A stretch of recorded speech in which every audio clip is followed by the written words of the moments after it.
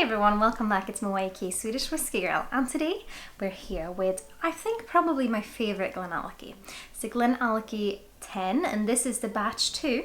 It sits at 54.8% EBV, and it's been matured in a variation of casks. For example, virgin oak, first fill, Pedro Jimenez, sherry, Oloroso I think as well. And yeah, I think those are the ones. Of course, the batches change slightly, and so far I've not managed to try all the batches next to each other, but I think this batch 2 is the one that's been my favourite so far. So I thought I'd share one of my favourite whiskies with you. I also had this little sample and actually bought this sample to bring it up to Speyside last summer. So it's definitely a good one for a Speyside trip, considering that the distillery is located in Aberlour, kind of behind Aberlour. And Glenallachie, of course, means Valley of the Rock, and as you can probably see on the text, it looks a bit like the Flintstones, but it's more because of the kind of rock theme that it means Valley of the Rock, that they've used this kind of rock font, and I guess it's difficult to use a rock font without looking like the Flintstones.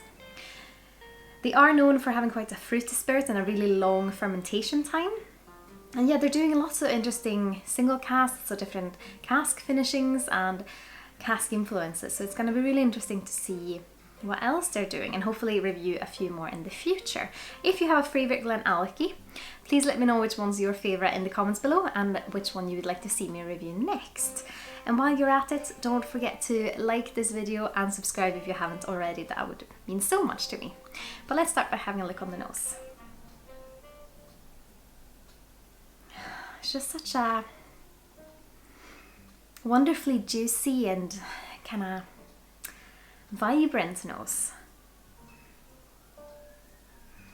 It's quite tropical, so a little bit like mango, but also a little bit like blackcurrant leaves and maybe like blueberry pie. It's very pleasant and very fruity and very much alive. Yeah, definitely those red currant leaves. A little bit of licorice in there as well, with the mango and the blueberries. It has a slight sharpness to it because of the higher ABV. I mean, it's a cask strength expression. But yeah. Let's have a little taste. Sláinte Skål.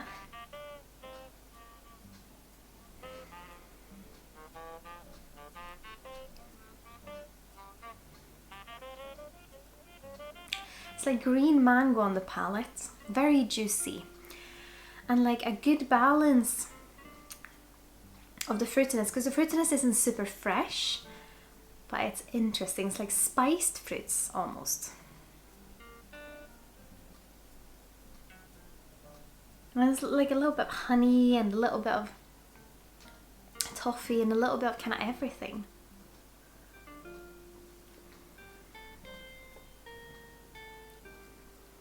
There's that freshness from, like, I feel like the currant leaves, like the black currant, red currant kind of vibe comes through, but it's more the leaves and like the vegetalness. Because I think the leaves have a similar thing to mint leaves, that they make things feel fresh. It's like a fresh vegetal note. But the fruitiness is more denser and more kind of almost cooked or just spiced. A mango note, but it's almost like green mango in a way. A bit of ripe banana. A little bit toffee. Like it just, what I really like about it is that it has a lot of things going on and they all come together really well. Nothing kind of stands out and feels out of place. I am of course going to try it with a little bit of water to see what happens. And I haven't tried this in so long, and now when I retry it, because every time I retry a whiskey that I really liked, I'm almost worried I'm not going to like it as much, because as you all already know, that whiskey is really different depending on when you try it, and of course your palate changes and all that. But let's have a look with the water. Yeah, it's more almost like cinnamon bun dough. Like a little bit yeasty, a little bit cinnamony, a little bit doughy. But also mango and also a little bit of icing sugar. I don't think much changed on the nose, except for it might have taken away a slight vegetal note and a slight of that licorice, made it just a little bit more fruity.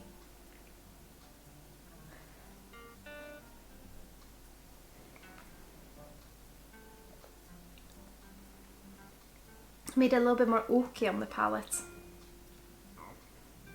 and more tanniny, but it still has a wonderful flavour. It's, yeah, give the whiskey this. And yeah, I need to try the new batch. I have, from memory, when I tried it last time, I thought it was slightly more sherried, and what I really appreciate about this one is that it doesn't taste overly sherried. It's almost like there's more influence of that first fill bourbon that makes it so juicy.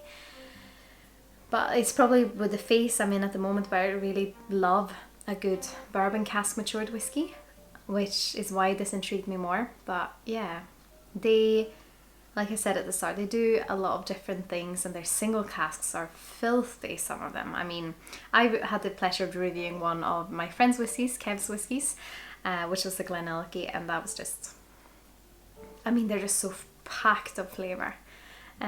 Very fascinating. Now the licorice is back on the nose.